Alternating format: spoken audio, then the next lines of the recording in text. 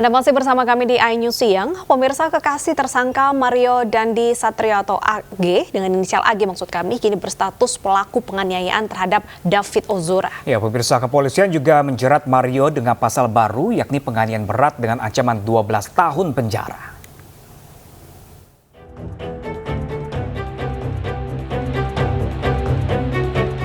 Perempuan berinisial AG yang disebut sebagai kekasih tersangka Mario Dandi Satrio kini berstatus pelaku penganiayaan terhadap Kristalino David Ozora.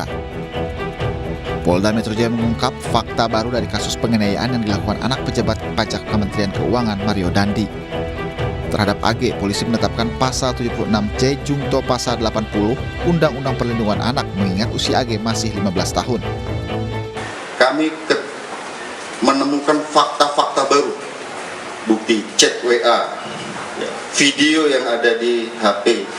Kemudian perlu kami sampaikan, kami juga menemukan CCTV di seputaran TKP, sehingga kami bisa melihat peranan dari masing-masing orang yang ada di TKP tersebut. Dan kami berkomitmen di sini siapapun yang bersalah harus dihukum. Ya tentu saja apabila itu pun anak, secara formil ini diatur dalam Undang-Undang Peradilan Anak, secara material diatur dalam Undang-Undang Perlindungan Anak. Sebelum ditetapkan sebagai pelaku penganiayaan David, AG sudah beberapa kali diperiksa sebagai saksi. Komisi Perlindungan Anak menghormati proses hukum yang berjalan. Terkait AG, tentu kami menghormati jalannya prosesnya dari proses hukum ini. Karena bagi kami, anak berkonflik dengan hukum, mereka adalah anak korban, anak pelaku, dan anak saksi menjadi kerangka dalam perlindungan anak di dalam proses hukum. Sementara tersangka Mario Dandi Satrio dijerat pasal baru, yakni pasal penganiayaan berat dengan ancaman pidana 12 tahun penjara.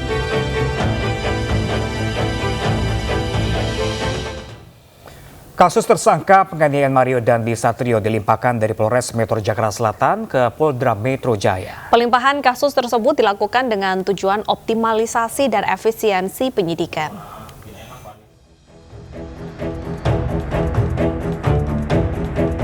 Kasus penganiayaan yang dilakukan anak pejabat pajak Mario Dandi Satrio dilimpahkan dari Polres Jakarta Selatan ke Polda Metro Jaya. Langkah tersebut diambil dengan tujuan optimalisasi proses penyidikan karena melibatkan sejumlah pihak. Terlebih, kasus ini melibatkan anak yang berhadapan dengan hukum, yakni AG yang masih berusia 15 tahun. Polisi juga mengungkap kebohongan Mario di berita acara pemeriksaan.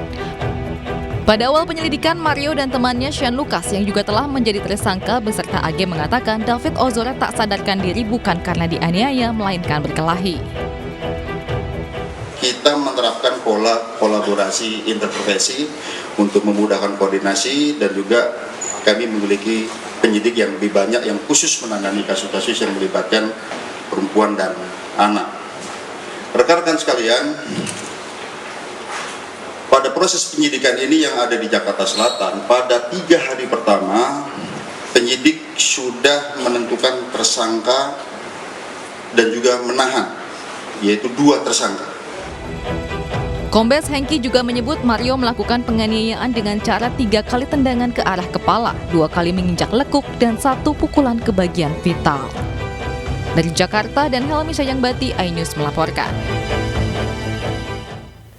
Dan untuk mengetahui perkembangan terbaru terkait kasus penganiayaan oleh anak mantan pejabat pajak, kita bergabung dengan rekan Alfi Nurul di Polda Metro Jaya. Alfi, bagaimana status AG sekarang dan apakah ada hasil pemeriksaan terbaru?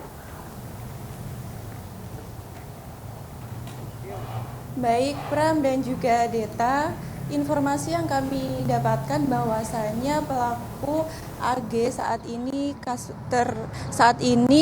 ditetapkan sebagai pelaku yang awalnya diproses di Pengadilan Jakarta Selatan, saat ini dilimpahkan ke Polda Metro Jaya. Dan dalam penyidikan ini harus berhati-hati untuk menetapkan status AG karena masih di bawah umur.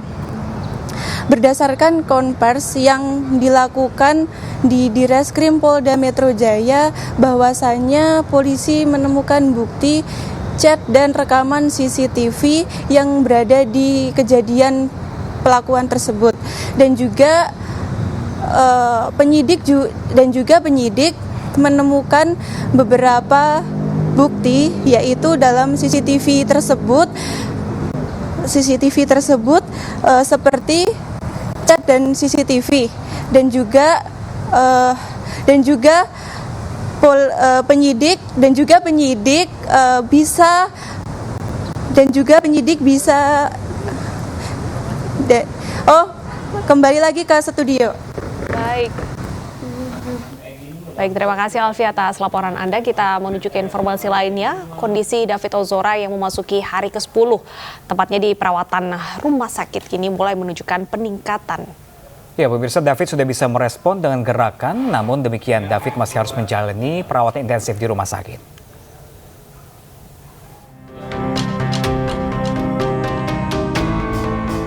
Kondisi David Ozora, korban penganiayaan anak pejabat Dirjen Pajak, membaik serta menunjukkan perkembangan yang signifikan. Meski demikian, David masih menjalani perawatan intensif di rumah sakit. Tanda-tanda David perlahan mulai sadar terlihat dari beberapa anggota tubuh sudah bisa merespon seperti mata mengedip dan jari yang responsif. Alhamdulillah ada perkembangan baik. Ini semua karena berkat dukungan dan doa dari teman-teman semua dan masyarakat Indonesia, dan alhamdulillah kita mohon doanya mudah-mudahan dalam waktu dekat juga segera pulih dan bisa beraktivitas seperti biasanya. Udah siuman belum, Pak? Kalau siuman total belum, tapi kalau ada gerak tangan, kaki sama itu sudah, alhamdulillah. Iya, ada responnya udah baik. Selanjutnya, kuasa hukum David Ozora menyampaikan terkait kasus hukum akan tetap diproses dan terkait saksi AG akan masuk ke materi substansi dan menjadi bukti yang akan disampaikan ke penyidik.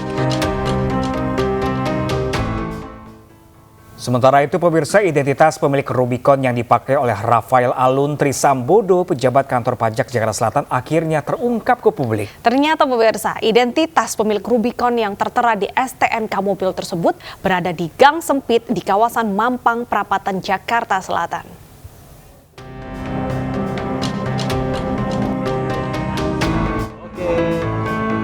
KPK menemukan identitas pemilik mobil Rubicon yang digunakan Mario, anak Rafael Alun Trisambodo.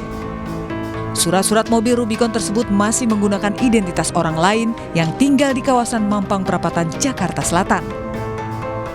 Usai terbongkarnya identitas pemilik mobil tersebut, awak media langsung mendatangi alamat rumah yang tertera di dalam surat mobil tersebut di wilayah Mampang Perapatan. Ditemani Ketua RT 01 Kelurahan Mampang, Jakarta Selatan, melewati jalan sempit yang hanya mampu dilewati oleh kendaraan roda 2 ini. Akhirnya, alamat tersebut tertuju kepada satu rumah kontrakan. Diketahui STNK Rubicon tercatat atas nama Ahmad Saifuddin dan memang sempat berdomisili di rumah tersebut, namun telah meninggalkan kontrakan pada 2007 silam. Ketua RT 01 Kelurahan Mampang, Kamso Badrudin, meragukan pemberitaan atas kepemilikan kendaraan mewah tersebut. Pasalnya, keseharian Saifuddin beraktivitas hanya menggunakan kendaraan roda 2. Nggak neko-neko lah. Kalau sekarang ada berita kalau mempunyai mobil Rubicon, ya dia aja motornya motor butut gitu loh. Gitu loh. Motornya apa, Pak? Nggak tahu, pokoknya motor butut jadi. Motor tua ya, Pak? Iya, motor tua, apalagi Rubicon, ya nonsen lah. Nggak tahu kalau memang KTP-nya identitas dia dipakai oleh pihak-pihak yang tidak bertanggung jawab, gitu kan, kita nggak tahu. Gitu. Sementara Harley Davidson yang digunakan Mario Dandi diketahui tidak memiliki surat-surat resmi. KPK menegaskan klarifikasi harta Rafael yang tidak sesuai dengan profilnya ini tidak hanya dilakukan sekali. KPK akan terus menelusuri harta Rafael, terlebih jika ditemukan adanya transaksi mencurigakan.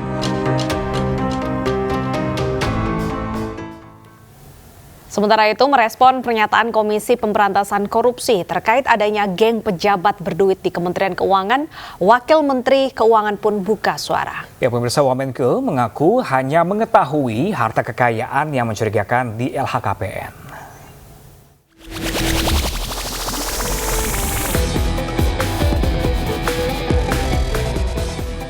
Isu adanya geng di Direktorat Jenderal Pajak Kementerian Keuangan mencuat dan menjadi sorotan masyarakat. Ini adalah imbas bergulirnya harta Rafael Alun Trisambodo yang dinilai mencurigakan. Bahkan PPATK mengendus adanya dugaan pencucian uang oleh Rafael. Selain itu, anak Rafael, Mario Dandi Satrio juga hobi pamer kendaraan mewah di media sosialnya. Namun Wakil Menteri Keuangan Suhasil Nazara menegaskan pihaknya tidak pernah mendengar adanya aktivitas geng seperti yang dimaksud jajarannya. Suhasil mengaku hanya mengetahui soal harta kekayaan yang mencurigakan di LHKPN. Kalau yang tadi soal geng-gengan yang saya dengar cuma soal hartanya, yang harta ya seperti tadi. Yang geng-gengan tadi dijawab oleh Pak Prastowo. Terima kasih. Hal senada juga ditegaskan oleh juru bicara Kementerian Keuangan Justinus Prastowo. Pihaknya tidak bisa menjelaskan mengenai apa yang disampaikan KPK mengenai dugaan adanya geng di Direktorat Pajak, karena menurut dia geng tersebut tidak ada. Sebelumnya KPK menduga adanya geng di pejabat Kementerian Keuangan, namun menurut Pahala Nainggolan, geng yang dimaksud bukan seperti anak sekolah yang hobinya kumpul-kumpul. Sementara itu terkait adanya gaya hidup mewah pejabat pajak, Sri Mulyani meminta agar klub motor gede Blasting Rider di Direktorat Jenderal Pajak dibubarkan karena menimbulkan persepsi negatif dan mencederai kepercayaan masyarakat. Ya, pemirsa, heboh kepemilikan harta dengan jumlah fantastis pegawai Kementerian Keuangan, terutama di Ditjen Pajak dan Bea Cukai, bukanlah hal baru. Sebelumnya ada nama Gayus Tambunan yang memiliki harta mencapai 100 miliar rupiah. Meski Gayus telah dijatuhi vonis 29 tahun penjara, namun Gayus telah menerima pengurangan masa tahanan sebanyak 36 bulan atau 3 tahun.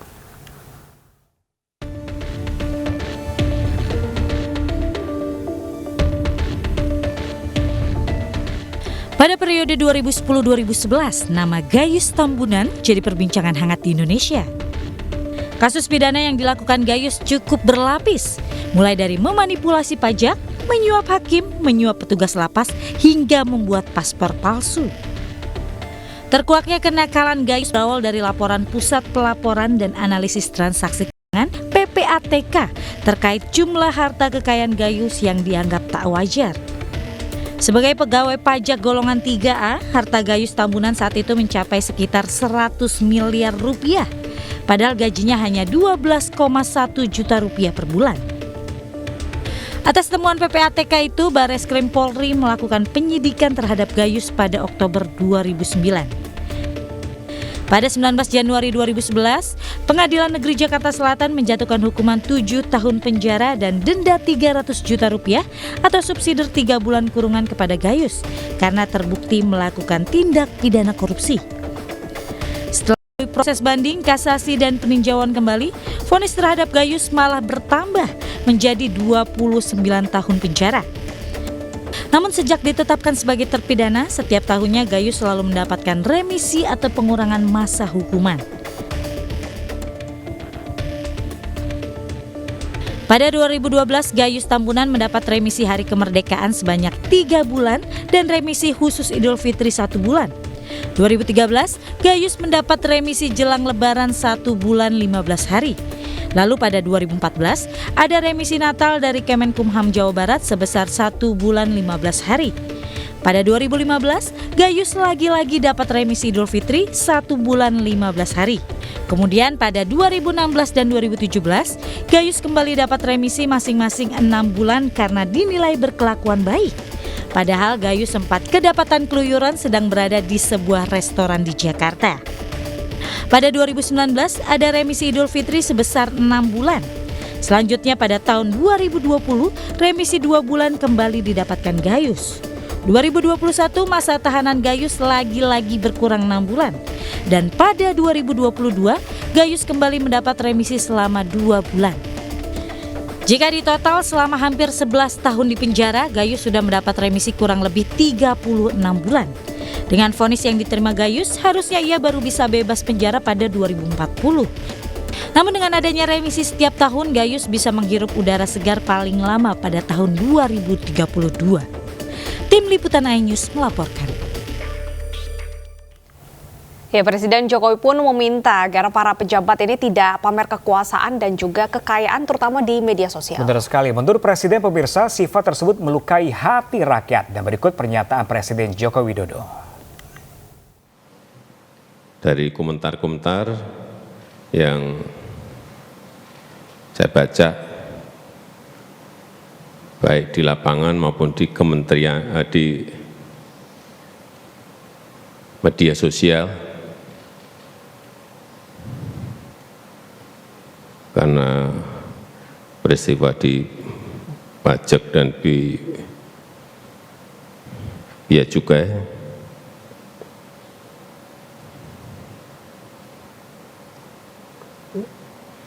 saya tahu betul mengikuti kekecewaan masyarakat terhadap aparat kita, aparat pemerintah. Dan hati-hati, tidak hanya urusan pajak dan bea cukai, ada kepolisian dan juga aparat hukum lainnya, terhadap birokrasi yang lainnya.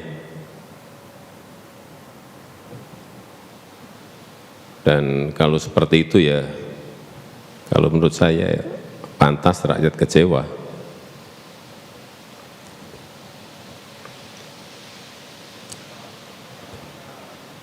Karena pelayanannya dianggap tidak baik, kemudian aparatnya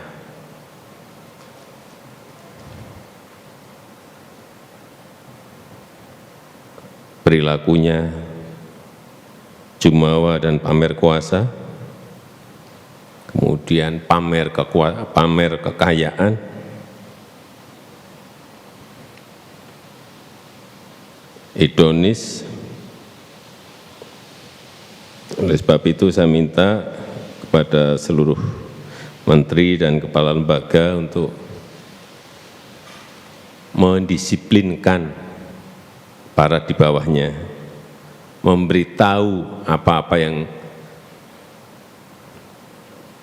tidak boleh dilakukan dan apa yang boleh dilakukan. Kemudian di Polri maupun di Kejaksaan Agung dan aparat hukum lainnya, benahi dulu di dalam, kemudian selesaikan dan bersihkan kementerian atau lembaga lainnya. Sekali lagi, saya ingin tekankan supaya ditekankan kepada kita, kepada bawahan kita, jangan pamer kekuasaan, jangan pamer kekayaan.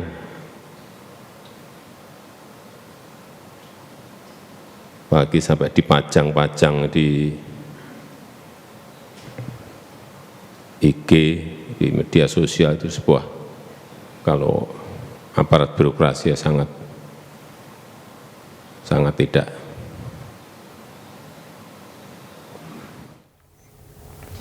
Ya, pemirsa, di tengah gaya hidup mewah sejumlah pejabat negara, ratusan warga di Madeg Natal, Sumatera Utara ini bakal menyerbu operasi pasar beras murah. Bahkan di Cimahi, Jawa Barat, warga juga rela antri di bawah guyuran hujan untuk mendapatkan beras murah kualitas medium dengan harga Rp8.500 per kilogram.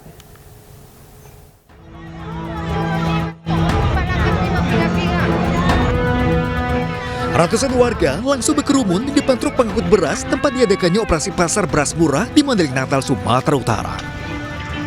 Kali ini, Bulog bersama Dinas Ketahanan Pangan menyediakan 7 ton beras kualitas medium dengan harga Rp9.900 per kilogramnya.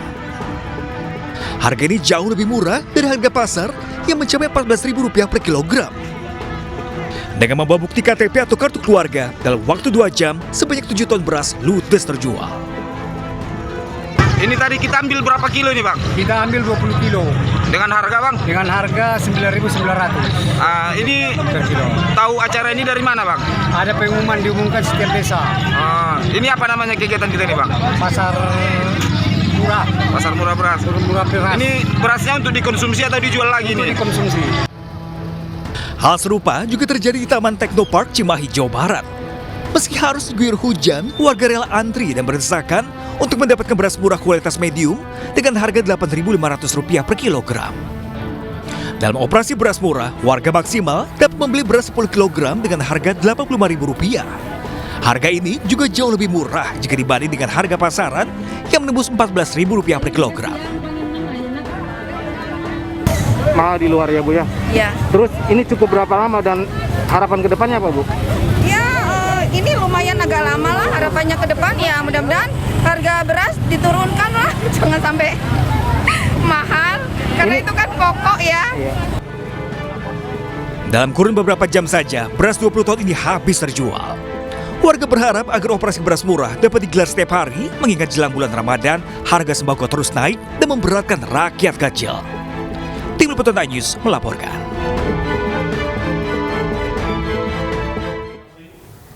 Akibat hujan deras yang melanda ibu kota, Jalan TB Simatupang mengarah ke Cilandak ambles sedalam 8 meter. Informasi selengkapnya sesaat lagi pemirsa. Jangan kemana-mana, tetaplah bersama kami di Ainews.